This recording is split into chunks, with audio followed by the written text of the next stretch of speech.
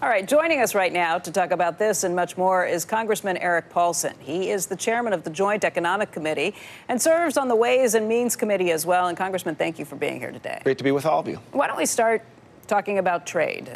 Kevin's saying he'd like to see the president tweet about something else, but another thing he's been tweeting about is what happens with NAFTA. That's a big issue for you in your state of Minnesota. Absolutely. It's actually a big issue for the entire country and our economy. All the focus on tariffs, obviously, have the potential to backfire in a hurry, which we're starting to see in a trade war. No one wins a trade war, but NAFTA is critical. And all indications right now is the modernization or renegotiation of NAFTA has actually been proceeding fairly orderly and hopefully will come to conclusion. But that's really important for confidence for our selling American goods and services right to our borders. Look, there are a lot of people who look at what the president has done and say it's about time somebody's standing up for American side on some trade pacts that have not been that have been a little one-sided, I should say, that we have not received as many benefits from. You can see where that has made some progress already in some issues, but does it make you nervous to see it negotiated this way? Well, look, I think the president's accurate in wanting to target and enforce certain bad actors, right? It could be China and intellectual property, for instance. But broad tariffs have the opportunity to backfire in a hurry and negate a lot of the gains that have been made with the tax cut overhaul, for instance, recently. I think that makes a lot of folks worry. And there's a lot of manufacturing jobs also that are blue-collar workers that also are making sure that we want to make sure we're importing, steel at reasonable prices. Supply is important, and so it's not just about enhancing our own steel opportunities and growing that capacity in the United States. Were you happy to see what happened with the tariffs for both steel and aluminum? They're pared back, and exemptions were kind of carved out for a lot of countries. Yeah, and my concern is that these tariffs have been put in place under the guise of national security, right? And so it's about more a steel capacity opportunity for the United States. Well, the reality is that even the Department of Defense does not necessarily support these tariffs going into place. And so that's where a lot of our small manufacturers, I have a lot in Minnesota that have talked about the supply of steel already going from a 6 to 8 week supply to 22 weeks on a waiting period. Prices have jumped up. It happened overnight, and that's not good for consumers or the supply chain for producing a lot of products in the United States and selling American.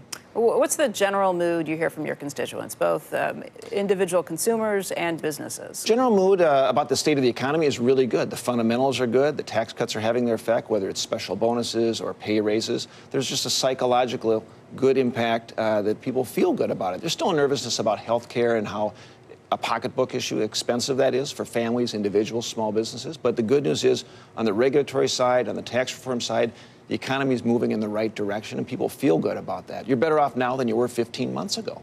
Can I ask you a question as an investor? I have a lot of holdings in the Canadian market. I have a connection with the country. I'm a Canadian citizen. I'm also Irish. I have a question regarding the trade. The number one trading partner is Canada for your state. One of the large commodities is dairy. In this NAFTA discussion, who ends up winning this? Because the Canadians, particularly in Quebec and Ontario, have milk quotas. They're subsidizing their business. You've been unhappy with that forever. You want to get milk powder into the country. I get it.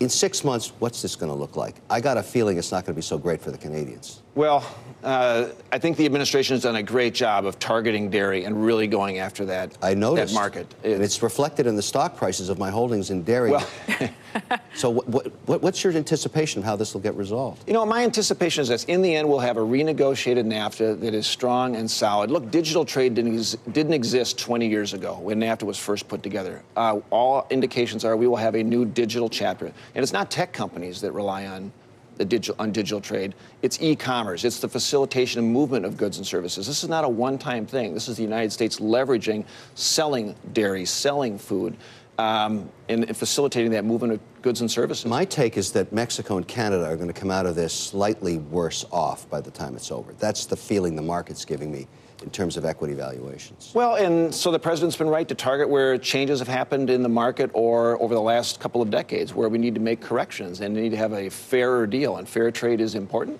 But at the same time, you don't want to close borders. That's very important and engage in a tariff and a trade tax war. What's your next goal in Congress? What do you want to see happen? We thought this was going to be infrastructure this year, and that seems to be pushed off. Well, I can just tell you from the position of sitting on the Joint Economic Committee and chairing that committee or the Ways and Means Committee, we would like to see movement or indications that we also want to make permanency in other provisions of the tax overhaul And that could be in business expensing, for instance, that's out for 5 years. But as long as we can give businesses and investors confidence of where the rates are going to be, where investment opportunities are going to be, we'll continue to see the fundamentals strong. Is that something you think you'll get done before the midterm elections, or do you have to wait and see what happens in the midterms and then go back to it? Well, you know, Congress has a tendency to always just slow down and shut down during an election year, which is counterintuitive. You'd think we'd do more, you know, in an election year to be rewarded for that. I think the House is going to move fairly aggressively. The Senate always moves slow, it seems, no matter who's in charge. That's a frustration for a lot of us. But we're going to move pretty aggressively, I think, prior to September or right by September on enacting some of these ideas. Congressman Paulsen, I want to thank you for your time today. Yeah, good to be with you. Appreciate it.